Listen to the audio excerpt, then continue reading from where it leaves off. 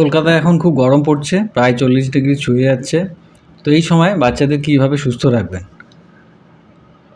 এই গরমের সময় জল খাওয়াটা প্রচণ্ড জরুরি।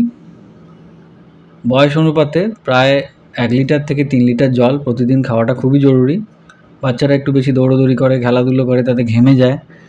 এই ঘেমে গিয়ে যা জল শরীর থেকে বেরিয়ে যাচ্ছে, সেই জলটা আবার রিপ্লেনিশ করা দরকার। সেটা নর্মাল জল হোক, ওআরএস হোক, ওআরএস হলে আরও ভালো। অ্যাটলিস্ট ওআরএস যদি নাও খেতে যায়, নর্মাল জল যেন ভালো করে সে খায়। তো ফার্স্ট পয়েন্ট হচ্ছে ওয়েল হাইড্রেশন।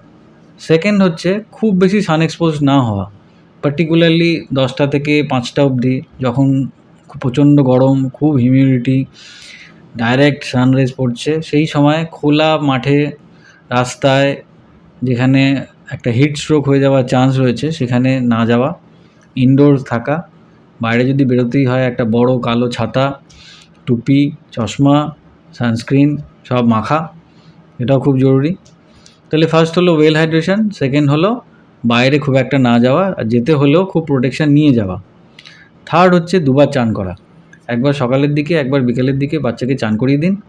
শরীর ঠান্ডা হয়ে যাবে, এবং তাতে যে সর্দি কাশি হবে তার নয়, এই যে গরমে ঘেমে বরঞ্চ সর্দি কাশি হওয়ার চান্সটা বেশি।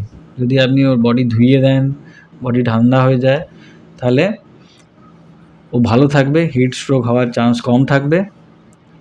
4 নম্বর হচ্ছে এই সময়, এই এত গরম আর হিউমিডিটির মধ্যে সিনথেটিক জামাকাপড় একেবারেই পরাবেন না।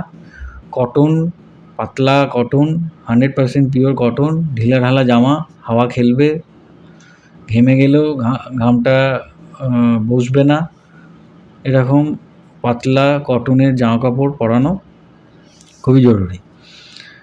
তাহলে ওয়েল হাইড্রেশন, একদম সূর্যের মধ্যে না বেরোনো, দুবার করে চান করা, কটনের জামাকাপড় পরা, এবং সামার ভ্যাকেশানটা যতটা পারা যায় ইনডোরে কাটানো।